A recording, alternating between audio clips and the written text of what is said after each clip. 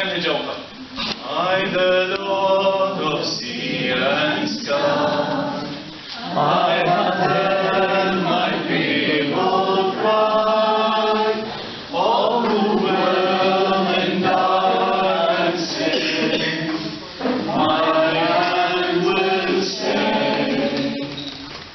I will make the stars of night, I will make the darkness dry, who will bear my light to him, whom shall I send?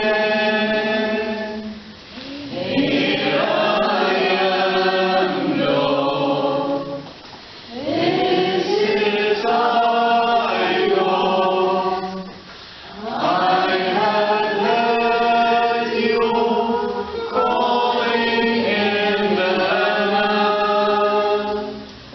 I will go, Lord, if you lead me.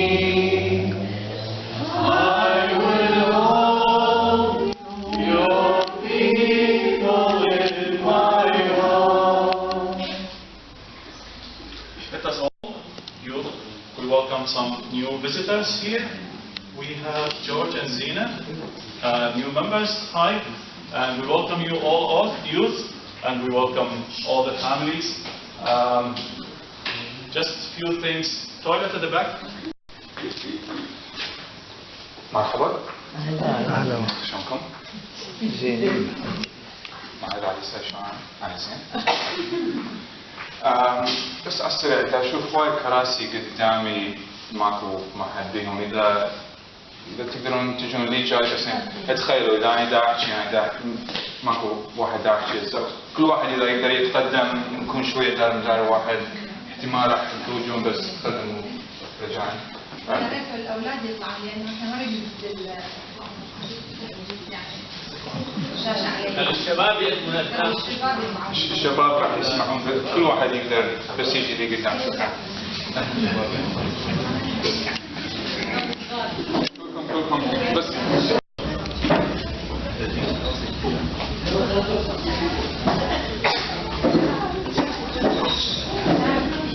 اوكي. مرحبا من صدق. أنا اسمي سامح. كان مكتوب اسمي سام. بس سامح سامحهم. Anyways, I'm going to be mostly talking in English today. One of the reasons is I say it's for the youth. بس هم لين ما يدكم تسمعون عربي مكسر. But it should be a good night, and I'm sure everyone has kind of heard what today will be about. It's kind of a mix of drug and alcohol with a little sprinkle of mental illness. And I will speak soon about why that is, why I'm here in front of you talking, why I'm just not this, why am I standing here in front of you. But the title of today's talk is Dancing Between Two Worlds. And the reason I chose that title is because as Iraqis, as sort of immigrants in a new country, in a country whose cultural values and society is so different to what Iraq may have been, I know I experienced this when I was growing up. It always felt like I was dancing between two worlds. I was, dancing khagga here, and I was dancing something else here. But I guess by the end, I hope to communicate just a little bit of what this idea of dancing between two worlds might be. And last time I did this talk, it was at the North Shore, and I never had any youth there, so I'd be really interested to see if my message also communicates to you guys. So thank you for having me, and also thank you for gathering here today. So, first of all, who am I and why am I talking? Well, one of the main reasons is that I've worked and studied around this topic. So I studied a degree in health science at Auckland University with a focus on mental health. I also worked at Youthline, and if anyone doesn't know what that is, it's the crisis number that we call when. So I worked for a couple of months, almost a year there, sort of taking calls when people had crisis, maybe they had depression or suicidal ideation. I worked at a rehab. ما أعرف شنو rehab بالعربي? So I worked at a rehab, and my first day I thought it was... On my first day I thought it was going to be white floors and nurses and crazy people trying to bite my ears off, but it was a house, and it was a sort of a therapeutic house where people, it was mainly youth that I worked with that came there who struggled with drug and alcohol problems and try to get help there. And now I work in a community setting, so I go out and I meet with youth that are struggling with drug and alcohol addictions. I meet them where they're at, talk with families, talk with agencies, and try to get help for them. I also did work in prisons. I went into a couple of the prisons, some of the adult and the youth ones, and tried to... That was a very high-risk population. I'm also currently studying psychology, so it was a matter of time before I studied psychology, and the reason for that was because I've always had an intense interest in human behavior. So I hope that gives you a little bit of a brief of why I'm here in front of you talking, got my work, got my study, and yeah. So just to communicate what we'll be covering today, it'll be mainly 3 parts. So the first part is looking at alcohol and drugs in New Zealand, sort of looking at how many drugs and what kind of drugs people use, and some of the communication is also for parents as well as youth, like what are the signs when people are on drugs, how can you notice these things. Then we'll go on to talk maybe more philosophically about what is addiction, how do we think about it, how have we thought about it, what is it about Iraqis that make it a little bit tough, such as that dancing between two worlds, and then finally it's kind of a basic sort of what can we do to help, how can we talk about these things. But the most important thing that I just want to communicate that we will probably only be speaking for about an hour, so I'm not going to be able to give you the last 3 years of my entire experience in one, or communicate everything that's in the books in 1 hour. But the most important thing that I think we will look at today is maybe just understanding a little bit of what addiction is like for people, what that is like in New Zealand, and just begin a little bit of a conversation around that. So, the most important thing I also want to remind everyone is question me. Just question me. Everyone here has something of use to offer, and I'm just one person, I don't know everything. So please, if you have a question, raise your hand or ask away, and there will also be a chance at the end. So, first we're going to start with an experiment, and I guess I just, it's not too intense, don't freak out, but it might be a bit hard for some. Just be aware of some of the thoughts that maybe come before or during or after, and sort of just see sort of what happens for you, and we'll come back to this at the end. Could everyone please turn off their phones for the duration of the talk? I'll do it as well. And if you can't do it, well, I'm sure that'll make some interesting discussion later. So, yeah, as I said, if you're unable to, it's alright, in case there's an emergency, but I would encourage you to. So the next thing I would like you to do quickly is to talk amongst yourselves for 30 seconds around the question, what do my parents, even the, Bibi and Jiddu, I'm not sure, what do my parents think about drugs and alcohol? 30 seconds.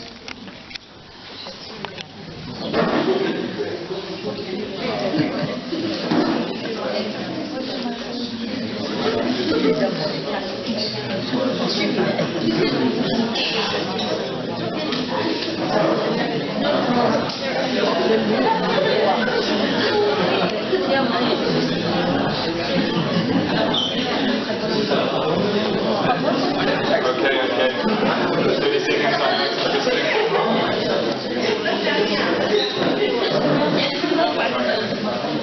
Alright, so anything? Anyone want to share what they thought about? No? Okay, you're allowed. Yes. What are you? Well, to avoid the problems. Avoiding problems? Yeah. Okay. Shame. Shame? Fun. Fun? Anything else? Where can I find it? Pardon? Harmful? Harmful, okay. I heard a lot of talking, I'm sure that's not it. Anything else? Addiction. Dark future? Dark future.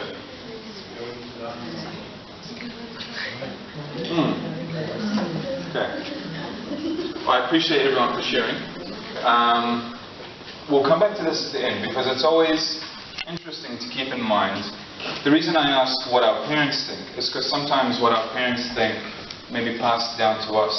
And if the focus, I guess, today is about just engaging in that sort of first conversation or not changing our minds, but sort of broadening our minds to think about this, it's often useful to think what our parents thought because sometimes we have the same ideas. Time to talk about drugs. So, I'll give you some basic figures in New Zealand. Alcohol and other drugs have been used by human beings throughout history. New Zealanders are no different. So, 44% of adult New Zealanders will try an illicit drug, that means an illegal drug at some point, and 93% will try alcohol. And these sort of figures are from the Drug and Alcohol Foundation website. So, don't freak out, it just says we'll try an illicit drug. So, the three most common classes of drugs, we've got stimulants, which kind of like speed up your metabolism, make things go faster and give you a lot of energy. We've got depressants, that's kind of slow down your metabolism, things slow down, you might feel a little bit more relaxed. And we've also got hallucinogens, so they kind of change the way you see the world. Some hallucinogenic drugs may have a dragon or something coming at you, so it might be scary for something else. But just a quick question, does anyone know what class alcohol would fit under? Okay, some stimulants, okay, some depressants. It's actually a depressant. Because alcohol slows down your sort of metabolism and how things are going in your body. So a few other basic figures. About 16% of adults in New Zealand in 2012-2013 had been diagnosed with a common mental health disorder. So that's depression, bipolar, anxiety. So 11% isn't too huge, but I think in the context that we live in, it's enough that perhaps at least one time in our life we will meet someone with something like that. Right? So I want to show a couple of videos.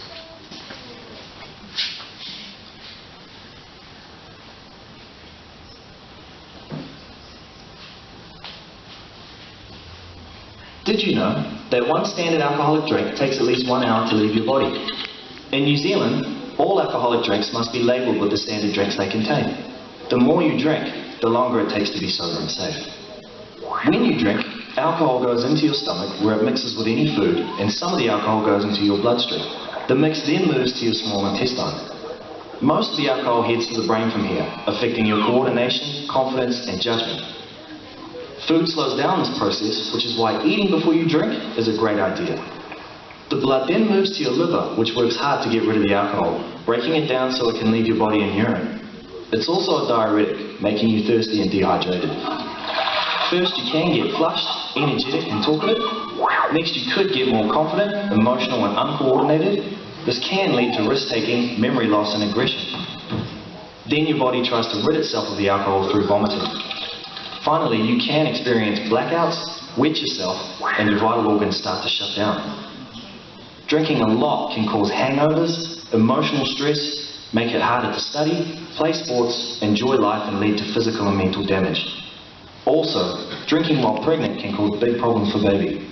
So remember to eat before you drink, count the standard drinks, and always look out for your mates. Yeah, so that's a sort of basic into alcohol. Does anyone know what you would see if someone was under the influence of alcohol? Yes.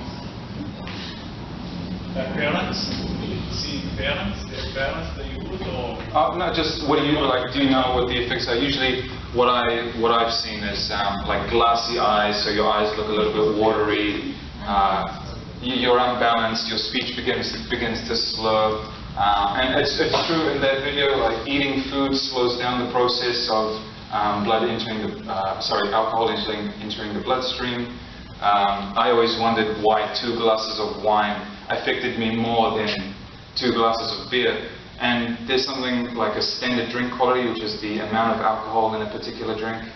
1 standard drink means it takes an hour for your body to process. So it's things to keep in mind and sort of knowledge to keep yourself safe when someone is using. So yeah, so glassy eyes, slurring, can't talk properly, can't think properly. So, and in the worst cases, people will start vomiting. I remember in my last year of high school, there was a big crazy thing about school balls, after school, what is it called? After balls. This is 2010, there was heaps of stuff, like they banned after parties after that, after balls after that, because some guy choked on his own vomit when he was drunk, because the body doesn't react in waves. So if you have a friend that's very drunk, usually the thing to do is put them on their side, so if they do vomit, just close down.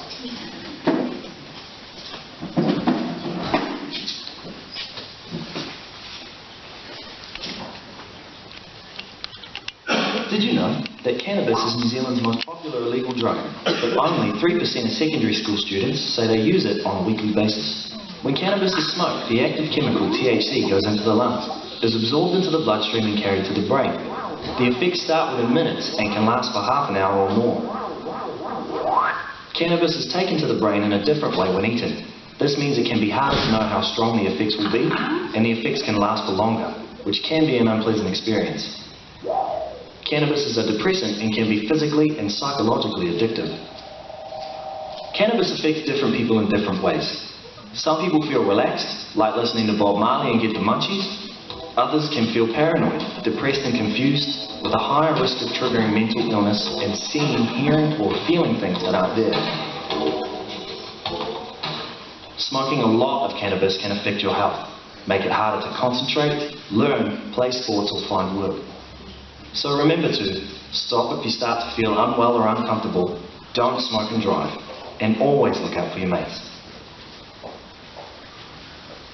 Yeah, so the reason I chose to have videos about alcohol and cannabis is because they are the most common drugs in New Zealand. So with cannabis, does anyone know the classic feature of someone using cannabis? Red eyes. That's the one. So people's eyes become red, they might look like they're going to sleep or something. Things become slower, common effects are laughing a lot, being very hungry. Sometimes the emotional, this sort of emotional sensory sort of feelings are heightened, so people feel that food tastes better, music sounds better. But in my experience, oftentimes, if we want to imagine a drug causing pleasure and then pain here, and over time I've often seen people's experience of pleasure decreases and pain increases. So while there is an experience of often pleasure at the beginning, over time pain starts to take over as well. So cannabis is often linked, I know I'm giving a lot of information, but cannabis is often linked also to anxiety. The video talks about paranoia. People start to, when they're in altered states, feel like a little bit paranoid, someone's behind them. Anyway, so common things to look out for if you're friends or if you know someone that was using cannabis, red eyes. It's almost like a mix of your garden and nargile. And if you mix that together, you get the smell of cannabis. So you can smell that. You might see people's eyes like this and walking around laughing very loud at something that's not funny. So yeah. Show you one more video.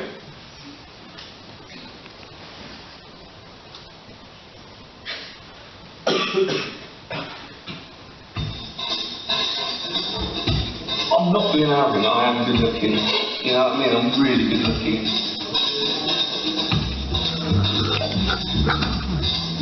So after my mum died, it fell to me to arrange the funeral. Wicked. I studied once, you know, at school. We all went to school, but I studied at school. I did maths and stuff. I was never really good at maths. I was like, yeah, where'd you get your hair done?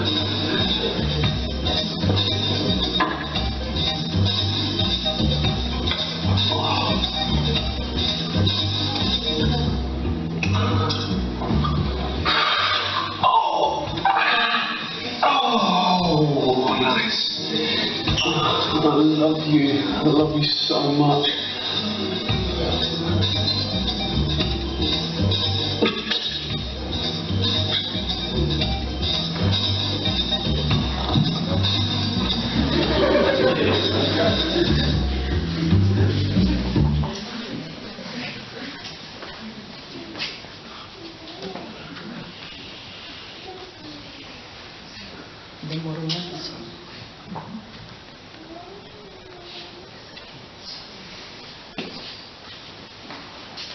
So does anyone have any questions about the videos, or I know I'm going a little bit quickly, but are there any questions around alcohol or cannabis or anything we saw in the videos?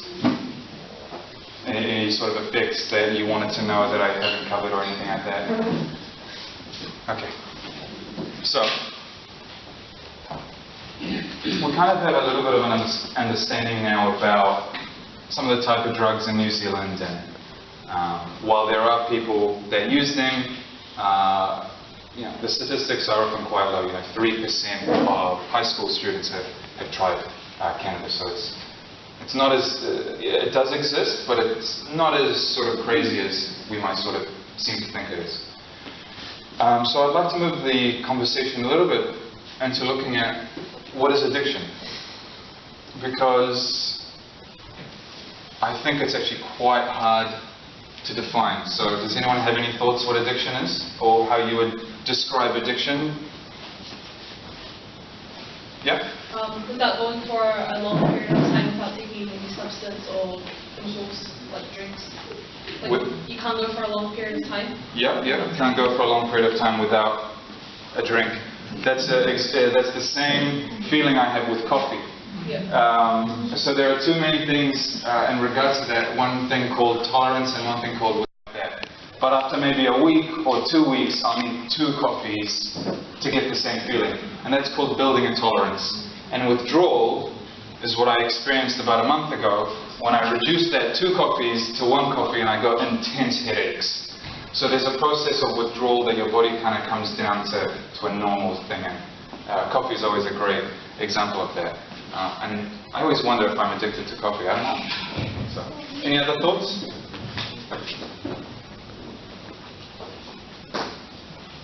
It's illegal.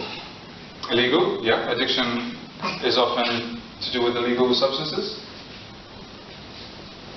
I think it's actually Expensive. expensive. Yeah, definitely. Some of the substances on the market are very expensive. So I think it's actually quite hard to define, because before it was so easily defined as something like within a medical model, someone has an addiction, but it's kind of becoming a little bit more complex at this point. You know, what is addiction? What are people addicted to? Are there different forms of addiction?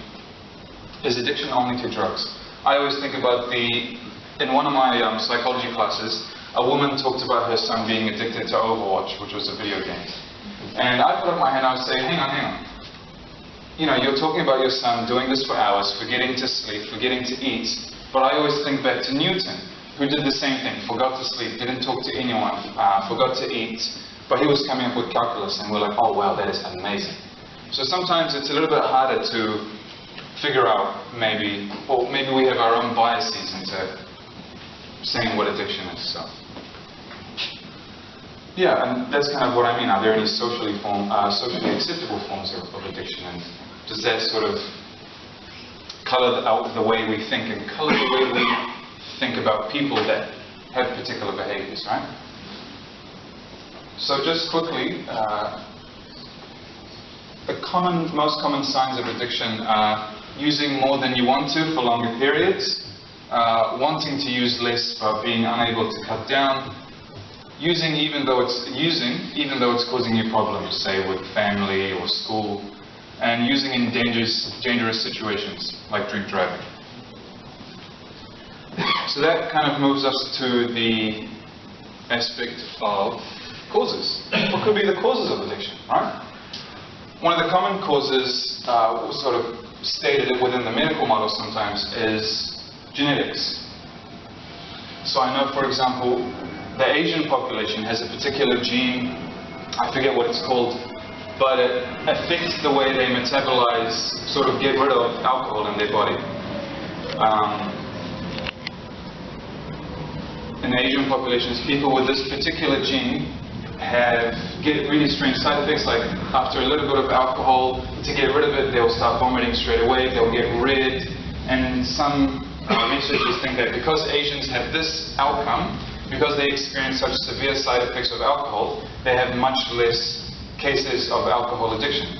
So I remember going on a trip to Rangitoto Island. It was me and a bunch of friends, and we took a box of alcohol with us to celebrate when we got to the top, and we all just had one drink, and I had two Asian friends who drank half a bottle of alcohol and were throwing up already. So maybe there is some sort of aspect to genetics. Personality. Are people's personality, are people just have more addictive personalities? I know that's been, well, I've heard it around a lot.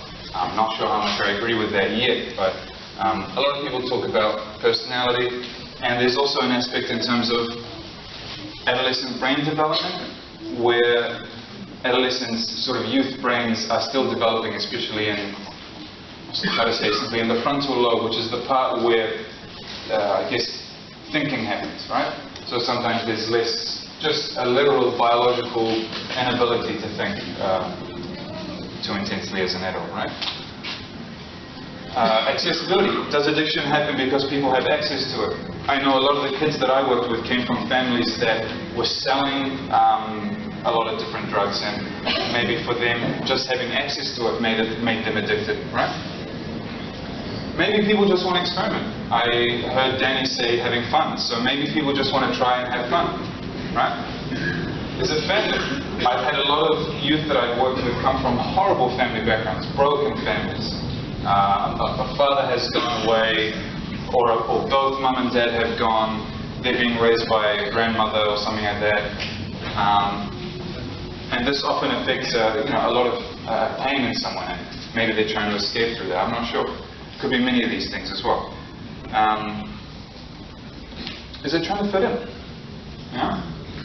There's an aspect of, I remember when I was in high school, I had a couple of friends that would always go out to, I had this one particular friend that would go out and have drinks at night on school days, and started smoking with his friends. And he was trying to fit in with this particular group of people, and for him, using drugs with them was a way to fit in, and that's how his door was opened, right? Is it peer pressure? Is it more complicated than learning to say no? We saw those slogans, say no to drugs. I always think it's so much more difficult than that. Because we're not just saying no to drugs oftentimes when it's peer pressure. Maybe we're saying no to a group of friends. Or maybe we're saying no to being popular. Or maybe we're saying no to being invited to more parties, right? These are all really important things for a youth to feel as they're growing up. And that's what I mean by, are we saying more to more than just substances? And it could be all of the above as well. The way we're kind of moving into thinking about it is that it's not just one thing anymore, it's many things at once. What is it like to live as an Iraqi youth in our society? In this society that seems to have 11% in the last year tried cannabis, right? Well, there's not much data. I can't really cite you a lot of research that I've read about it, because unsurprisingly it's still quite rare in our population. I mean, I'm sure not a lot of people have ever tried hashish, for example, but maybe in our culture alcohol is more normal to use, right? So in our culture it's a little bit different, so it's hard to say what's happening for us, but it's important to talk about us and our culture and living in New Zealand, right? So as I said, it's still quite rare in our population. Maybe we have a lot of family aspects, maybe there's a lot of stigma in our culture around it. I noticed in the prayer that was being spoken just before, there was a line about demonic hold, and maybe one of the reasons why people didn't use drugs in our culture is because they had these ideas that it was sort of a demonic thing. It was quite scary. So there may be a cultural difference in terms of why it's less in our culture, right? So put in two cultures affecting immigrants. What was it like for me to grow up as an Iraqi in a New Zealand context when I had these things going around where I wanted to fit in, I wanted to go out with friends, I wanted to be invited to parties, I wanted to make friends, and it seemed so normal for them. And I had no idea. I had never talked about it with anyone. I had never sort of had any understanding of what is a standard drink, what is safe use, all of these kind of things. So I guess the last thing would be, it might be easier to understand this, understand ourselves, understand the context that we live in, and maybe navigate our lives in that way if we start to think about understanding and trying to understand addiction and trying to understand drugs and alcohol. So I'm going to show you a few more videos and we'll talk about it. And the first one is a really cool animation, just kind of illustrating what it might be like for someone to experience addiction.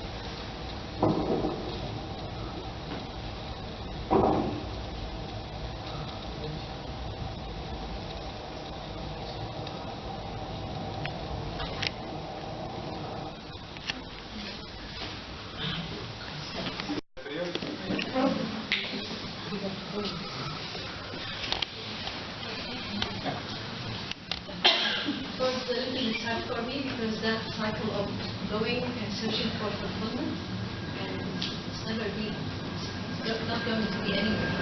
So if you are not fulfilled inside, you're going to find something to fulfill.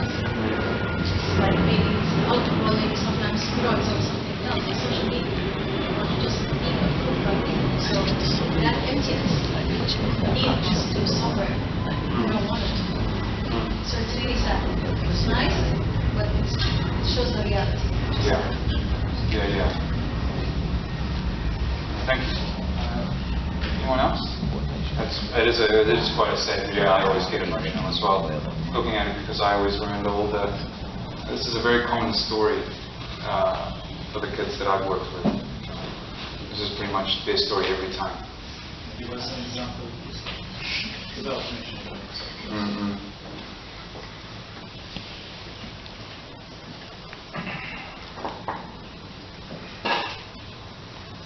I mean, if I give a general example of one of the clients that I've worked with, it's so this isn't the case that always happens. I usually deal with the more extreme cases, but it might be a case where sort of a young man was born and he didn't have a father, he didn't know his father, and his mother was also using drugs, and he would maybe get beaten up by his grandfather, and just a lot of trauma for him, and as he grew up, he found that there was some release from that thinking and drugs, and it kind of just kept that cycle going up. If you remember what I talked about before, pleasure and pain being here, and over time it kind of switches, because with tolerance, with getting used to it, with the isolation that it might cause, the pain just keeps increasing, and it's that cycle of, oh, this worked before, but why isn't it working now? But it might also not be that intense. I had one client who came from a Christian background, but was addicted to cannabis, marijuana. And the reason for him was strange, is that his mother was extremely controlling of him, always trying to tell him what to do, always trying to lead him in some way. And for him to escape that feeling of not being able to be himself, he used cannabis to feel like he had control over himself. You know, he could control how he felt and all these things, and that what began his spiral, or his cycle, yeah? So it comes from many different ways and backgrounds, but it's nice just to sometimes think about how these things happen. And I think I heard, I'm not going to point, but I heard some, things like they could just stop, but sometimes it's harder to just stop. But I'll play a few more videos, and hopefully it'll increase our understanding. Yeah.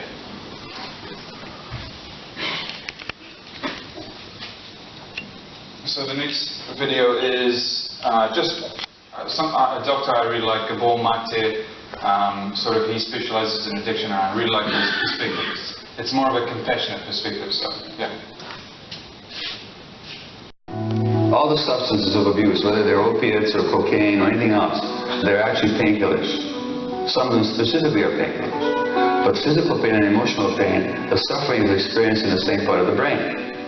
So when people suffer emotional rejection, the same part of the brain will light up as if you stuck them with a knife. The Eckhart Tolle says very nicely that addictions begin with pain and end with pain. So that all the addictions are attempts to soothe the pain. So when I work with addictions, the first question is always not why the addiction, but why the pain. And what you find is emotional loss or trauma.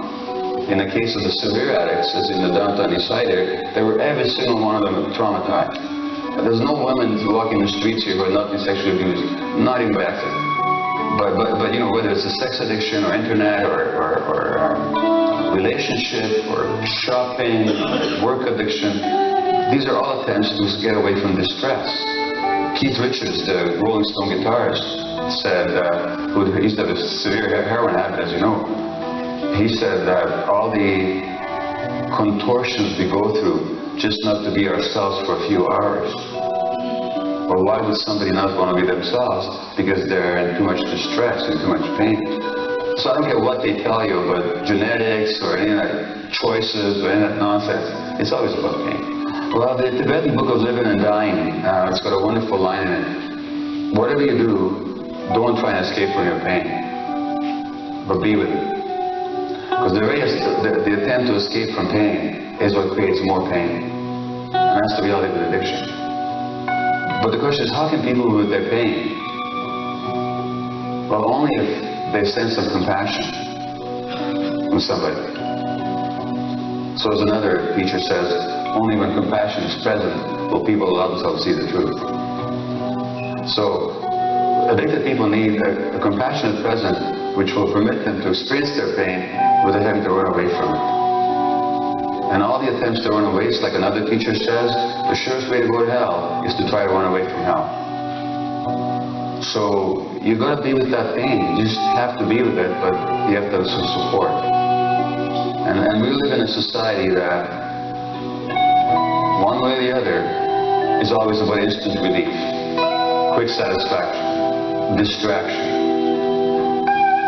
In other words, we live in a culture that is based on, both economically and psychologically, on not supporting people to be with themselves. So it's always the quick getaway. So it's very difficult to deal with addiction in society. But yeah, it is a matter of, at some point, finding a way of being with your pain so that you can actually get to know what it's really all about.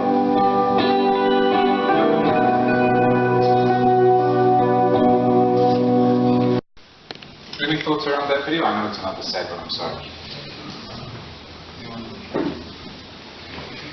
So for me, watching that video, when I watched it a long time ago, yeah, it really challenged sort of how I thought a little bit about people and addictions and pain.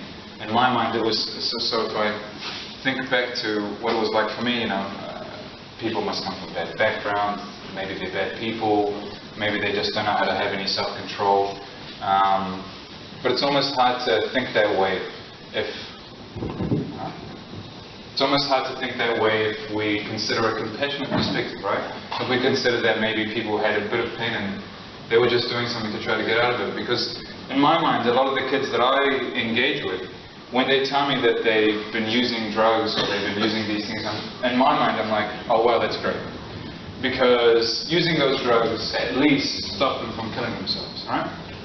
So, as Gabor Mate says, you know, it does sort of, it's sort of a painkiller in a way. So, while I like what he says, I mean, you don't need to use his philosophy on your life as well. I think he's very intense. He's very like, you know, maybe just sort of just another world view about it, right?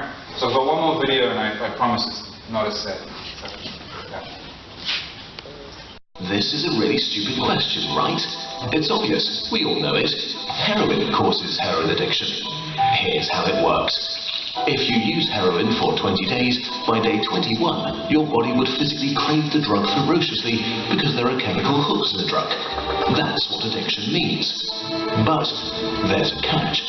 Almost everything we think we know about addiction is wrong.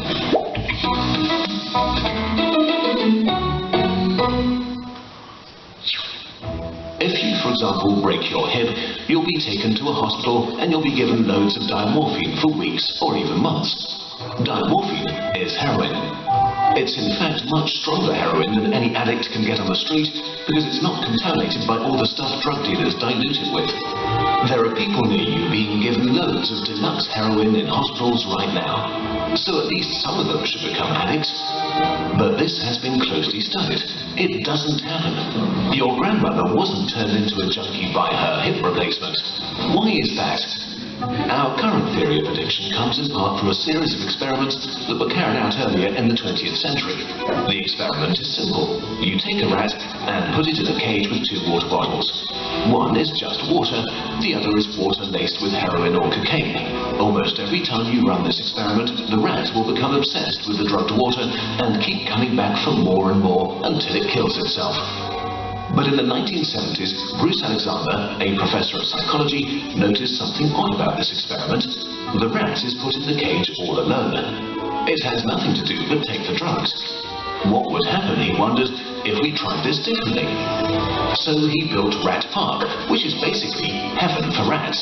It's a lush cage where the rats would have coloured balls, tunnels to scamper down, plenty of friends to play with, and they could have loads of sex. Everything a rat about town could want. And they would have the drugged water and the normal water bottles. But here's the fascinating thing.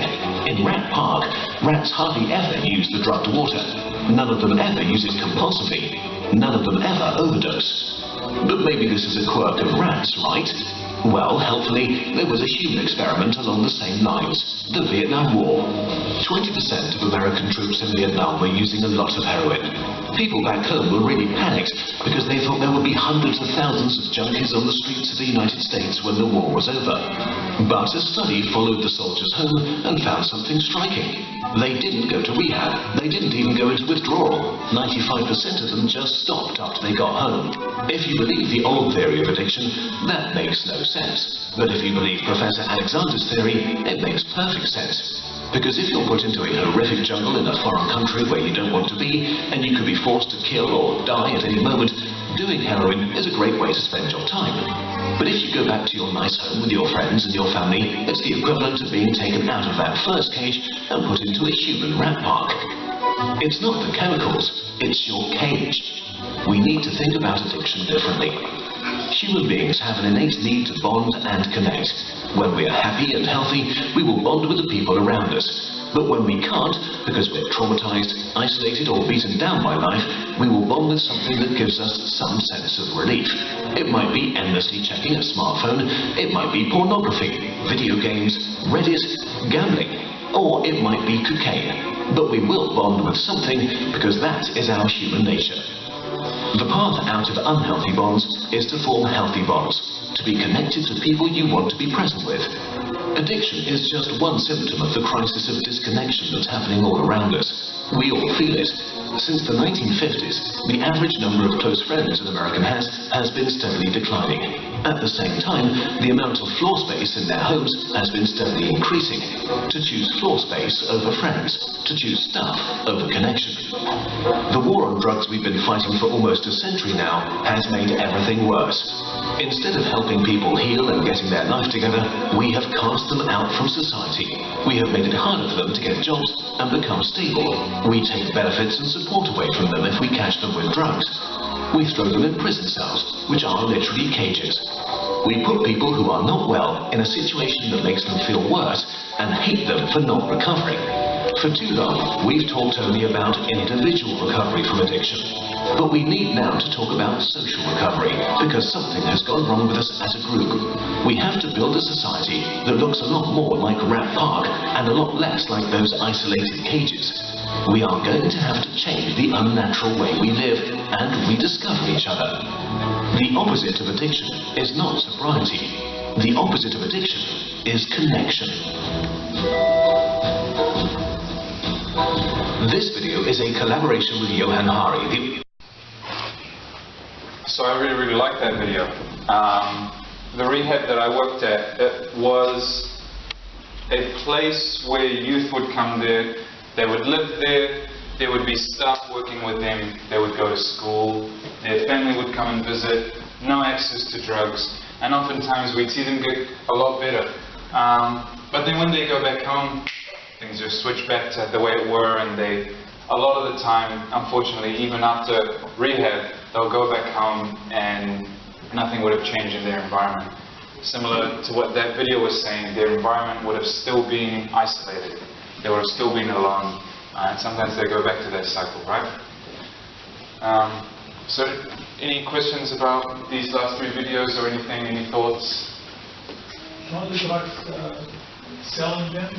Do they sell while they are 20s, 50s, something? What are these packs? I don't buy them, but I just see them on movies. Oh, right, yeah. So the common types of drugs that are sold, I guess what we would call them, is, okay, one of the words, I don't even know about this. Does anyone know what a hot bottle is?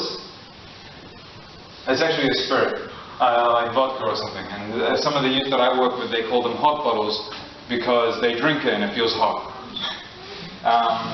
Some of the common terms for cannabis is tinnies. Has anyone heard that? It just means like $20 worth. They call it tinny because it's wrapped in tin foil. And then there's 50 bags or 50s, that just means $50 worth, and it's in a little bag, and then it just kind of goes up from there, 100 bag, ounce. So those are the, if you hear your friends talking about it, they're talking about drugs.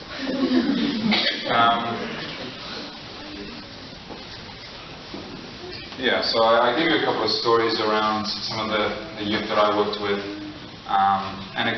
It's kind of that feeling of not being connected to their families or to their schools. And they kind of find something to connect with or to make them feel better. It kind of starts that cycle of trying to get out of the thing. 1 second.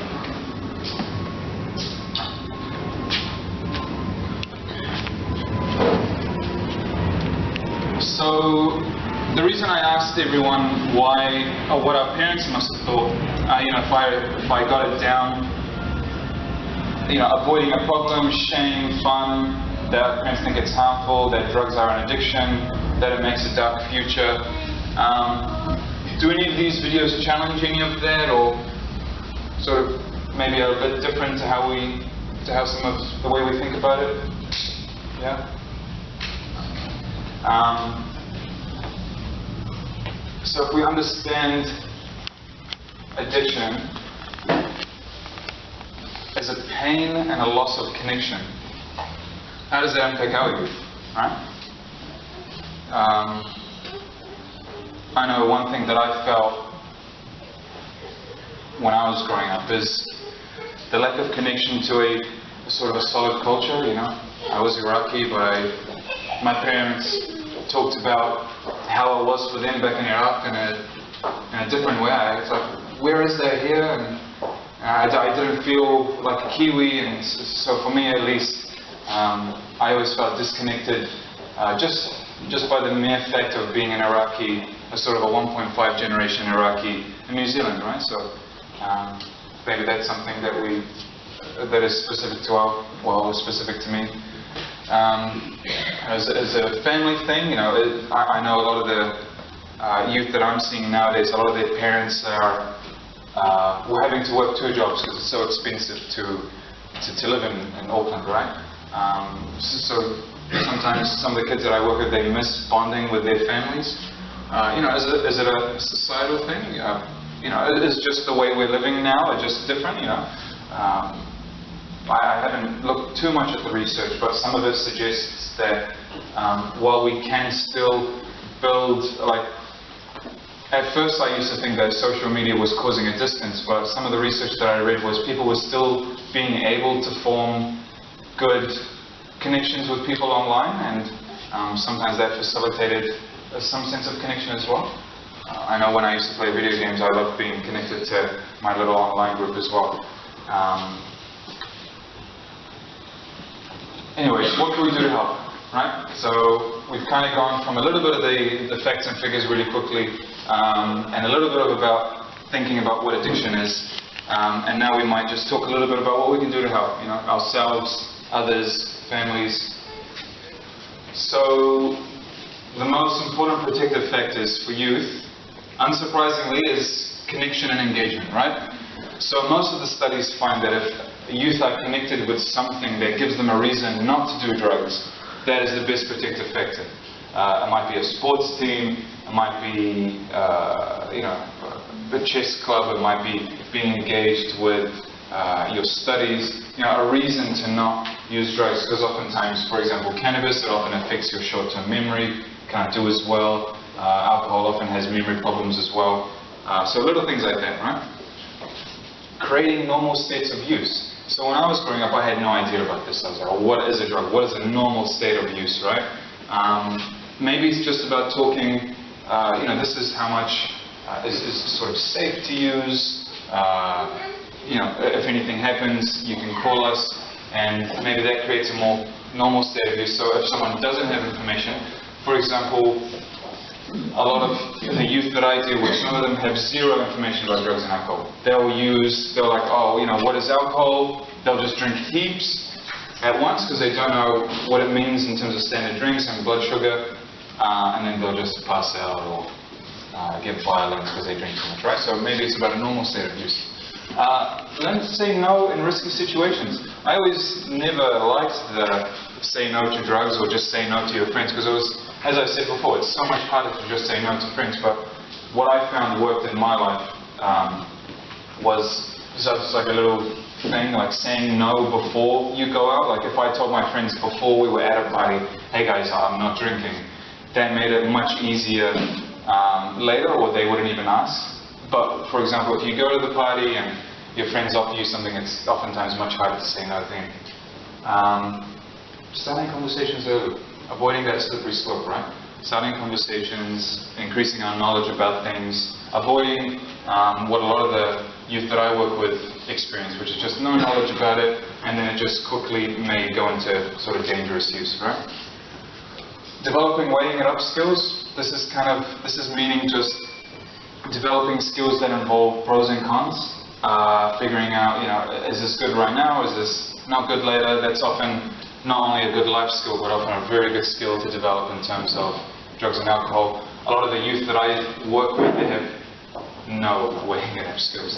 Very impulsive, can't sort of think in the future, can't think about consequences. So, another thing is, supporting academic performance to protect against peer pressure. Just that same thing of having a reason not to do drugs, right? Engaging with school policy, if access is an issue, like for example, if there's worries about access at school or people using at school. Some schools have higher use than others. Maybe as parents getting involved with the school and saying that this is a problem rather than kind of hoping that it goes away. And exercise. Surprisingly, exercise is found in every scenario to reduce sort of desire to use. One as a reason, and one that gives like natural endorphins, natural highs, and people just often don't feel a need to use. So, how can we talk? So while it's important to have protective factors, sure, but how can we actually talk about these things? How can we engage in these conversations with ourselves, with our friends, our families? Classic approach I use is sort of a cognitive behavioral therapy approach. Reality testing, asking someone, because a lot of the kids that I talk to, I'm like, is there a problem? Oh no, I'm not addicted. I could stop tomorrow. And it's hard to get that going forward. But asking, what would it look like if someone had a problem? Then they might say something like, oh well, it would probably look like me waking up every day doing drugs before I even have breakfast. It's like, oh okay, are you doing that? Like, oh yeah. And then they sort of connect the dots. So that's a common technique we can use. Considering a compassionate approach. Considering an approach that houses those ideas around compassion. And if it is pain and loss, then is it so helpful just to say, no, you can never use these things when, for example, for some of the youth that I work with, this is the only thing that's keeping them alive. So imagine if I told them never to use this again. Sometimes, it never works. This doesn't have to be super deep and meaningful. It might just be maybe telling a friend, hey, if you need anything, I'm here. I often reflect back to the friends I had in high school, and I always wish if I had this knowledge back then, because I could see some of my friends now with the lens that I see the world. A lot of them did have a lot of pain, so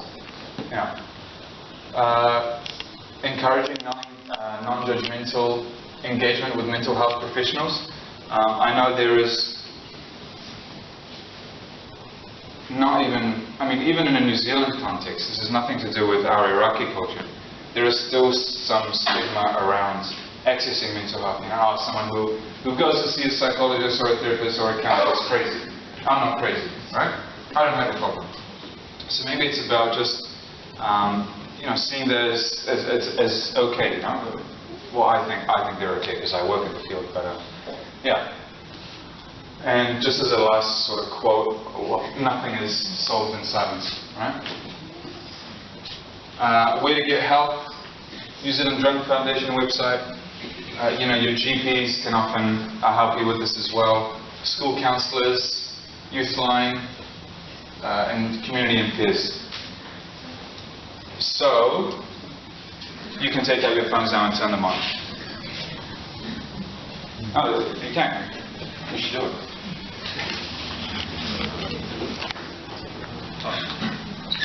So a quick question about the phones. I told you I'd come back to this. Did we feel anything regarding our phones? Was there anything that went on before or after, or any kind of thoughts around it? Anyone? Was it hard to turn off your phone?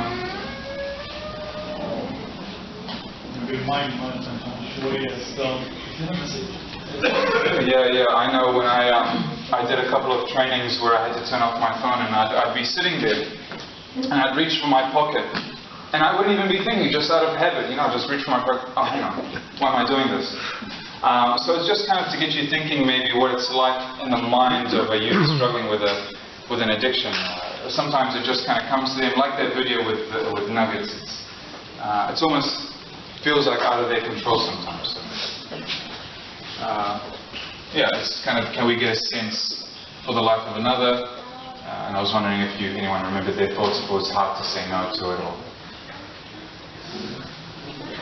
Anyways, I would open it to any questions anyone has.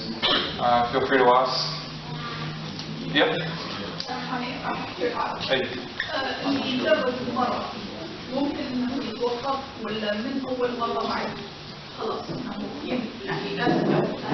لا usually ما في شيء لازم ياخذ ثاني مرة.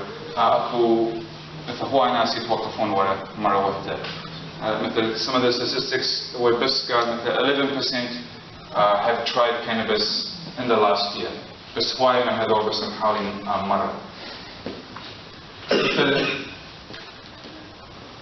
نحاول مثل مرات مثل نفكر منها أكثر شيء من بس شيء واحد مثل احتمال يكون personality, environment, peer pressure. هواي مرات كل هذول الثينجز لازم يكون دا يشتغلون حتى واحد يكون addicted. هواي أشياء تكون تشتغل. مو common واحد يستخدم مرة وخلاص. Does it depend on what type of drugs? So some drugs are more addictive than others, just in terms of saying that some drugs are more addictive than others is still hard because you get a lot of people, such as with drugs like methamphetamine, cocaine, heroin, they will often have more severe withdrawals. So someone who uses methamphetamine or heroin will experience, for example, that coffee headache after one-time use. And sometimes that is more of a push to use again. Whereas, for example, with cannabis, if they use one time, they won't experience any withdrawals. So some drugs have a stronger withdrawal just in terms of how much it takes out of the body.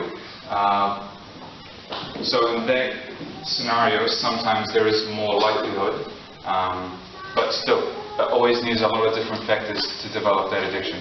Yeah. I've had a lot of the youth that I worked with, they will use things like methamphetamine, often regarded as a very addictive substance, but only once, and they won't use it again.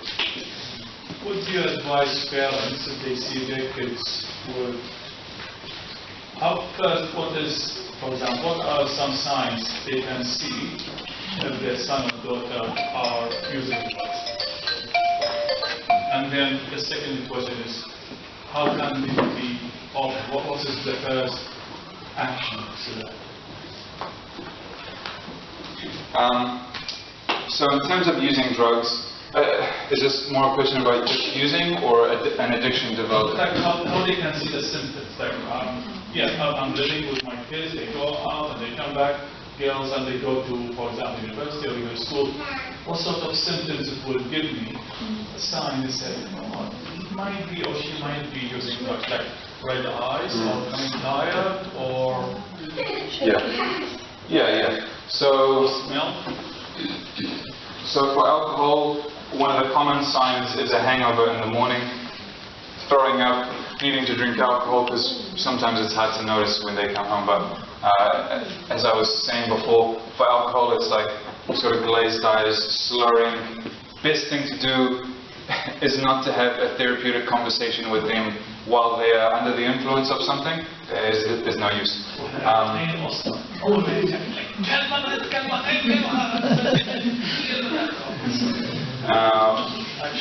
We are cannabis hashish, red eyes, You will smell the smoke on their body as well. Maybe very hungry, laughing, or very, very low energy, just lying down, maybe not doing anything. In terms of action, as I was saying, it's often to do with if it's in the early stages, often conversations are very good to begin the action phase, asking, is there a problem, or is it just, oh hey, they went out and tried it once and then they came back and it was done. Are they using it every day? Is it a thing that's happening very often? Is their feeling of happiness decreasing? Is their feeling of going out decreasing? Are they losing connection with those around them? Are the things that are important in their lives decreasing, like school or their commitments? Those are often signs that something might be going on. Some people are just generally more tired. So I know, for example, in adolescence, the biological clock changes. So the normal time for youth to be awake and asleep is 10 a.m. to 2 a.m. right? So they're about 4 hours later than us. So I struggled waking up to go to school in the mornings, but that didn't mean I was using drugs, right? It just meant that I was sort of an adolescent and a teen, and my biological clock was just a bit mixed up because of all the hormones going on. I know in a couple of countries in Scandinavia, they actually changed the school hours to start later to accommodate for this change. I'm sure you guys wish that would happen, so you can sleep in. Yeah, so conversations, maybe in the beginning, checking in if there's something going on, communicating your care for them. A lot of people say sometimes people have to hit rock bottom before change can happen. I don't think that's the case. I don't think we ever need to hit rock bottom. So, yeah, it is difficult, but sort of oftentimes it's about seeding a thought in someone's head. If we can see that things can be different, things can be better, it will work out over time often. Yeah, hope that answers the question. ممكن الأكل يكون يسبب إدمان. For example, ضلمة مثلا أو بيتشا أو chocolate. أو قهوة. تقدر تقول لا الدومة من هي قدامك؟ تقدر تقول لا البقلاوي من هي قدامك؟ ما أقدر أقول لا. والأكل هو الأكل أنا كلش أتوانى أقرأ على الناس اللي هم addicted للأكل بس هم مو usually addicted للأكل يسموه eating disorders. ويوجولي شنو يصير هنا هو الاموشنال اكو شيء emotional mixed ويا الفود مثل ما ادري لكم كلش crazy explanation بس مثل الشكر هو releases something called dopamine بالbrain and this makes us feel better, right? So we really like sugar.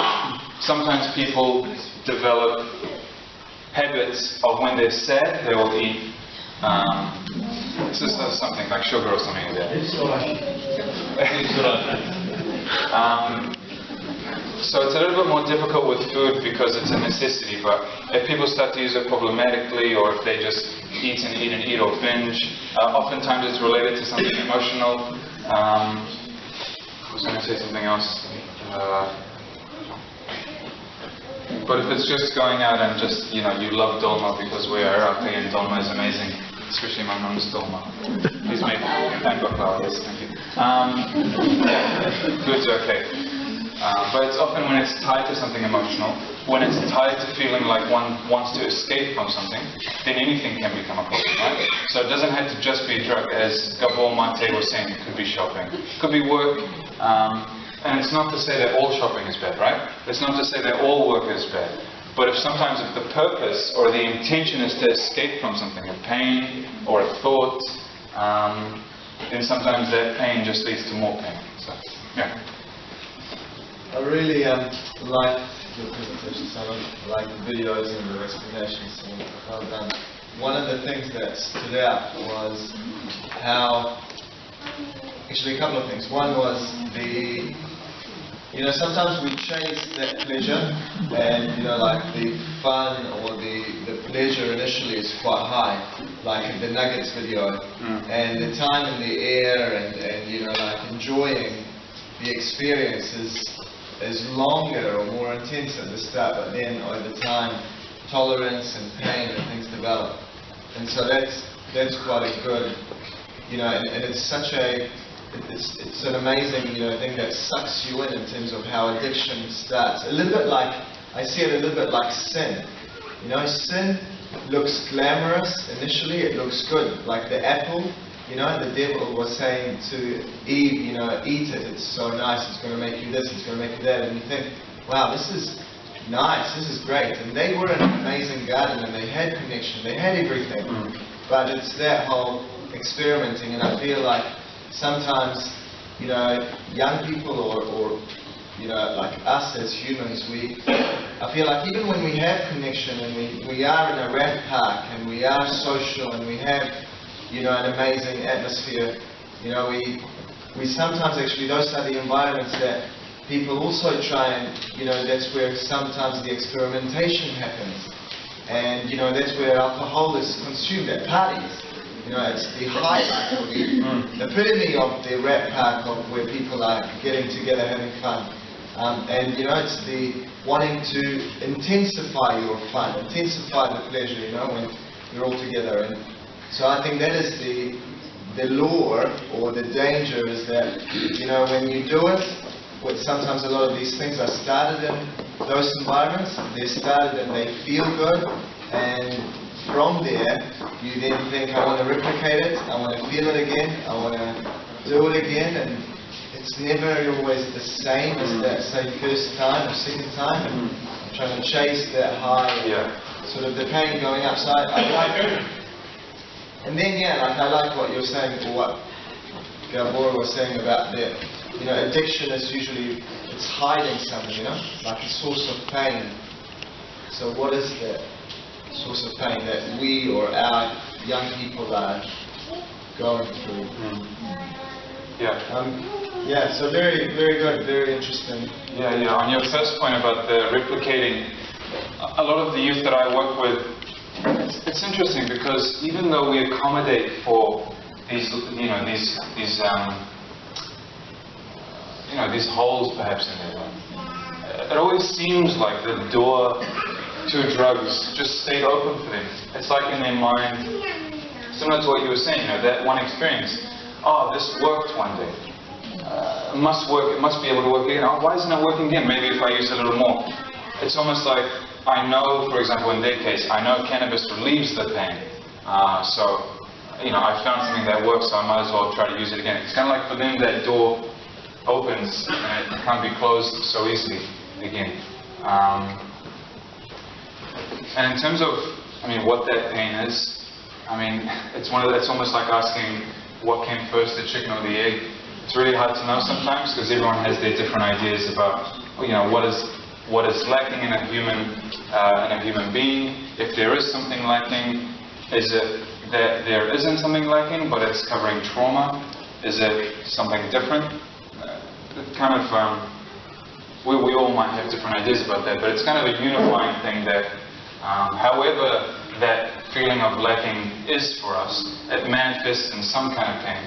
And, for example, pain, regardless of whether I experienced, you know, my arm being cut off, or you experience just a little graze on your hand, pain is kind of like a gas where it just fills the entire room for a person. So everyone's different pain, while it might be different, fills the room in the same way. So people experience pain as pretty intensely. So, yeah. Hope that gave a little bit of context. So. Anything else? No, it's so yeah, it's good. And I mean, most people, like I feel like we're all born with these gaps in us, you know, that we desire to fulfill. Like, you know, whether it's the fear of not belonging, or the fear of not being liked, or the fear of not being good enough. And so I feel like those fears / pain points, you know, throughout life get triggered in different ways and different experiences happen. And then, you know, addiction or drugs or alcohol or any other thing, sugar or food, become like good sort of patches to cover those Okay, and so, yeah, as adults, it's a challenge that we're aware that these are little triggers that we can have, and how do we deal with it appropriately, and then have good role modeling for our young people so they can deal with that in an appropriate manner too.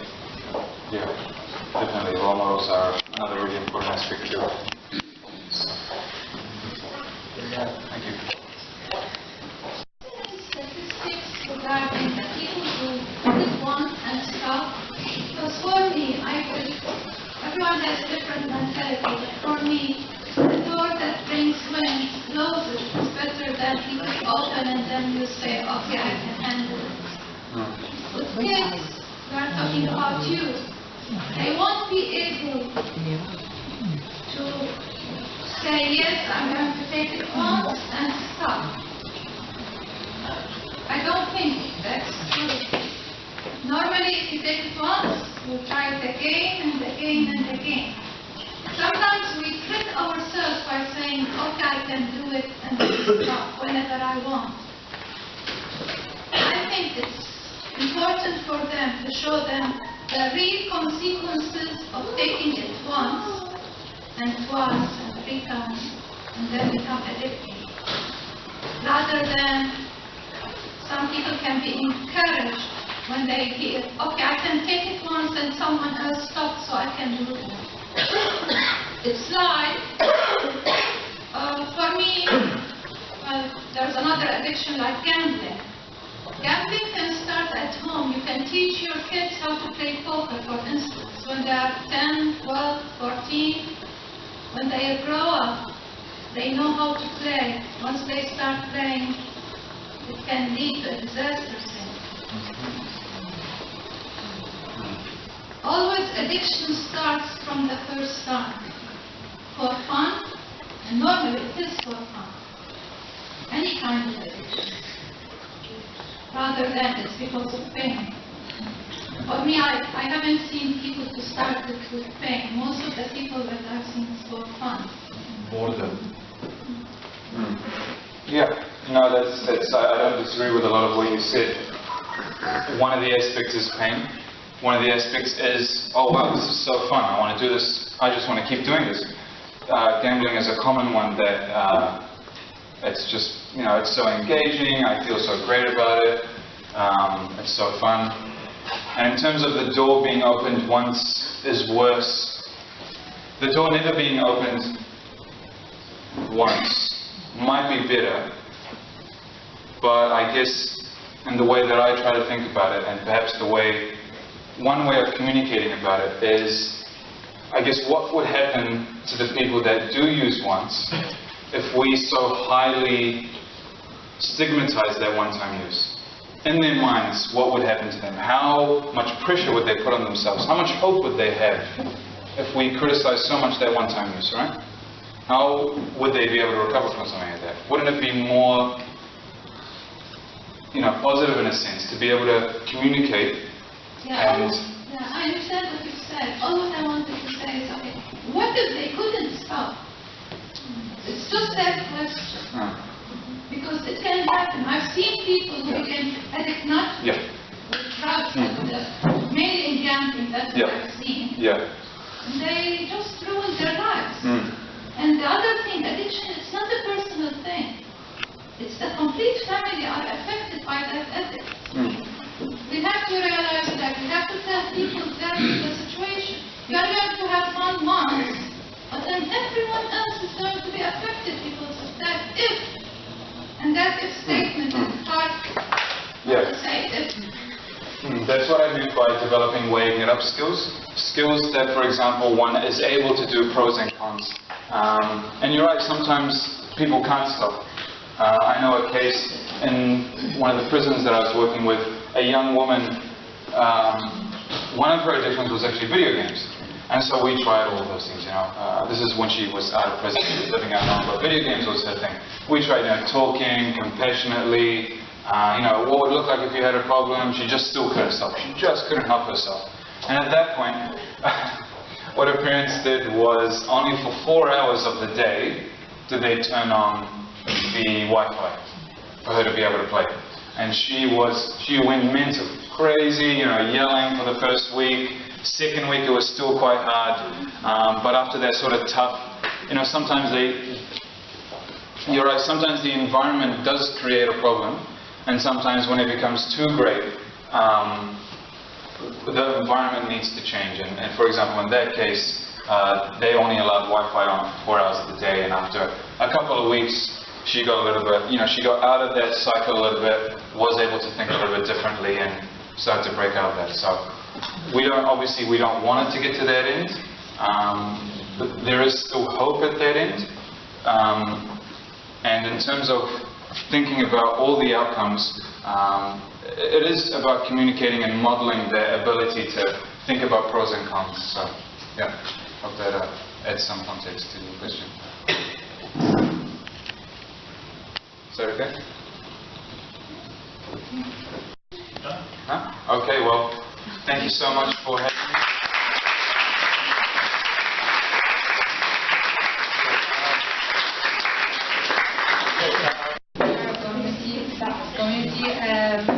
Yourself took me word to word. I followed everything, every video. It was really nice.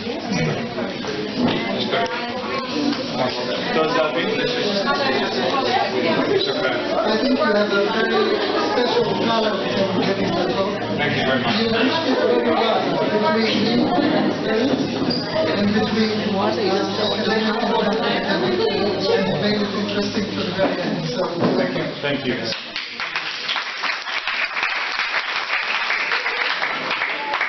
All the best. God bless you. Drive safe.